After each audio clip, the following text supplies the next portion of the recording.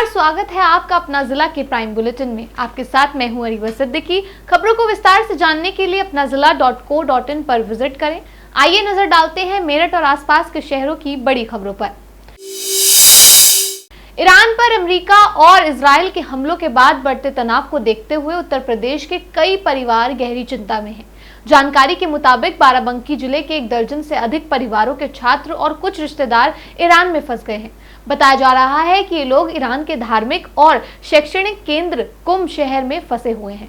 मौलाना जफर अब्बास उर्फ फैजी, मौलाना आबिद हुसैन काजमी, मौलाना अली मेहंदी रिजवी, मौलाना सैयद काशिफ रिजवी, जैदपुरी समेत कई लोग ईरान में फंसे हुए हैं। इनके साथ परिवार के कुछ सदस्य, बच्चे और रिश्तेदार भी वहीं रह रहे हैं। शुरुआती समय में कुछ लोग से फोन पर बात हो सकी थी, लेकिन बाद में इंटरनेट बंद होने से संपर्क पूरी तरह बाधित हो गया।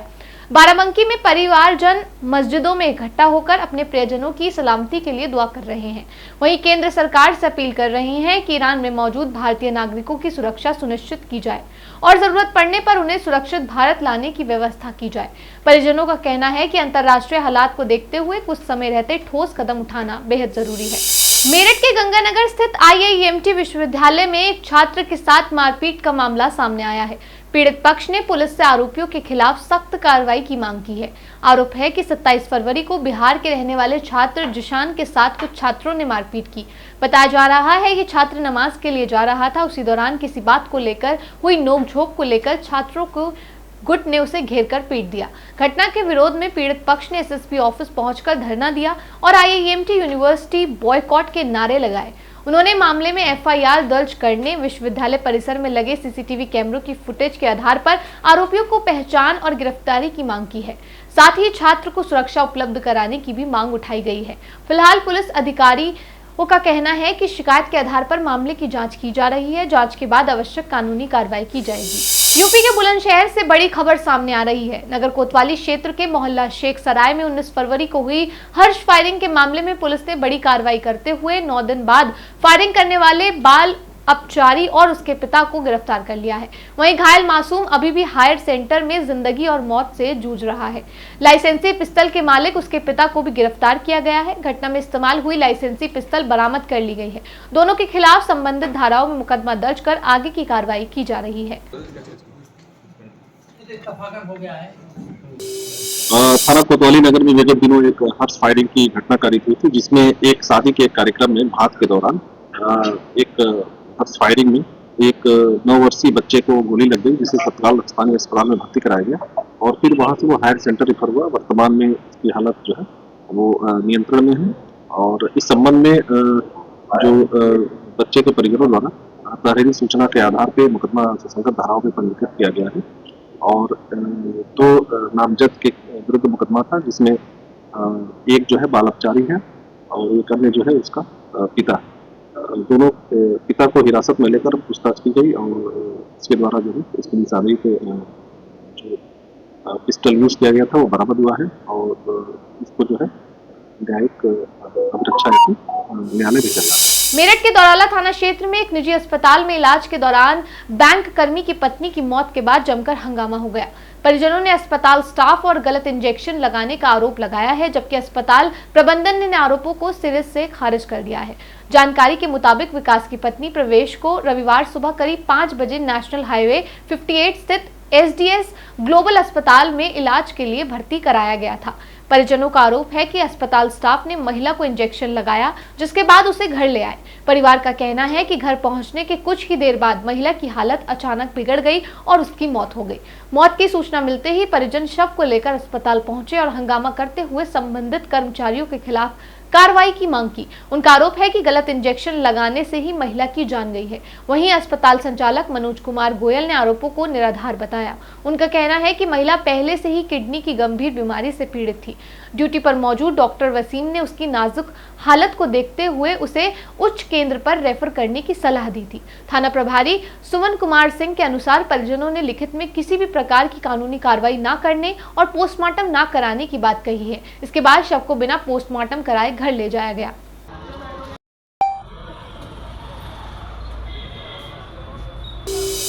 यहाँ से 4 बजे ने लेके आए थे।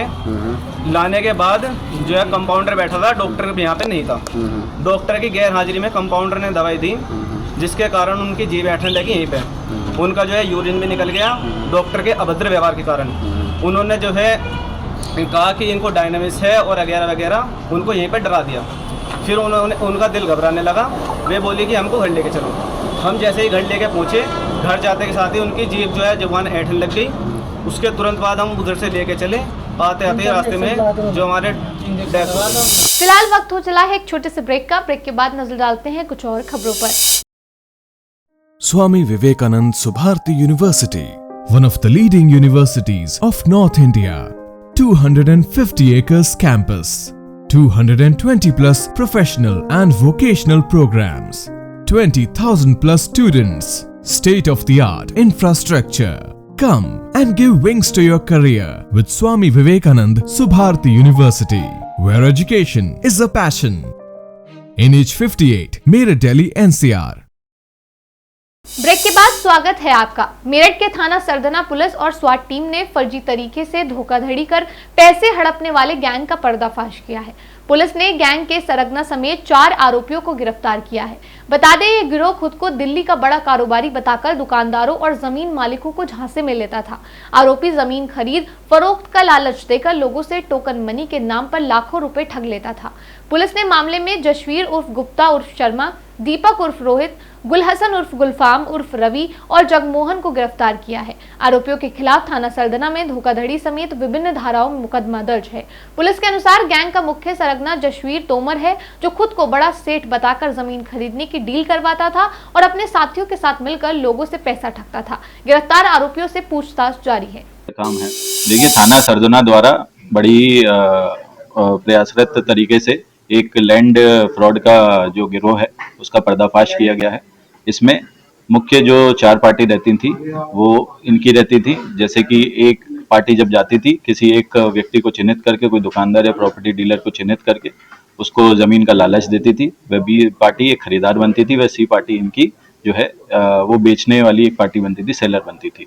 इसमें बीच में जो जैसे खरीदारी कम करी गई और कम में करी गई और बेचने में इनका ज़्यादा रुपया में बेची गई, इसका लालच दिया जाता था जो कि दुकानदार होता था उसको। इस लालच में आने के कारण वो दुकानदार कुछ टोकन मनी के तौर पे अपना भी पैसा लगाता था।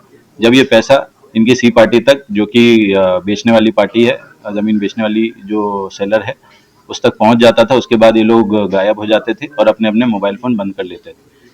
इसमें मुख्यतः ये जो गैर जनपद के लोग हैं उनको शिकार बनाया करते थे, वह उन्हीं से जो है धन उगाही किया। देखिए, इनका जो मुख्य मास्टरमाइंड है वो जसवीर है, जो कि हमारा मुंडाली का रहने वाला है। इसके ऊपर 17 से अधिकतम मुकदमे और अन्य जनपद में भी इसके मुकदमे तस्दीक किए जा रहे हैं। वह जो इसका दूसरा मास्टरमाइंड, उसका नाम जगमोहन, जो कि थाना सरदना का ही रहने वाला है और इसके ऊपर कुल 4 मुकदमे पहले से पंजीकृत। नोएडा के कासना थाना क्षेत्र के सलेमपुर गांव में दिन दहाड़े फायरिंग की वारदात से हड़कंप मच गया। बाइक सवार बदमाशों ने घर को निशाना बनाते हुए ताबड़तोड़ गोलियां चलाई। बताया जा रहा है कि 2 बाइकों पर सवार 4 बदमाश दिन दहाड़े एक मकान के बाहर पहुंचे और फायरिंग शुरू कर दी। फायरिंग की पूरी घटना आसपास लगे सीसीटीवी कैमरे में कैद हो गई। वीडियो में बदमाशों को घर की ओर गोलियां चलाते हुए देखा जा सकता है। घटना के बाद इलाके में दहशत का माहौल बन गया है। सूचना मिलते ही पुलिस मौके पर पहुंची और जांच शुरू कर दी। पुलिस सीसीटीवी फुटेज के आधार पर आरोपियों की पहचान करने में जुटी है। शुरुआती जांच में आपसी रंजिश की आशंका भी जताई जा रही है। मेरठ के आर्य समाज थापड़नगर के रविवारीय सत्संग में क्या यज्ञ मात्र कर्मकांड है विषय पर विचार गोष्ठी का आयोजन किया गया। वक्ता राजेश सेठी ने कहा कि यज्ञ केवल धार्मिक अनुष्ठान नहीं बल्कि एक प्रेरणादायक और वैज्ञानिक वैदिक कृत्य है, जिसका संबंध मानव जीवन, समाज और पर्यावरण से गहराई से जुड़ा है। उन्होंने बताया कि महाभारत काल के बाद आई विकृतियों के कारण यज्ञ के स्वरूप में बदलाव आया, जबकि वास्तविक यज्ञ पूर्णतः अहिंसक और लोक कल्याणकारी था। आज यज्ञ को केवल कर्मकांड समझ लिया गया है, जबकि ये वातावरण की शुद्धि, आध्यात्मिक उन्नति और सामाजिक समर्पण का माध्यम है।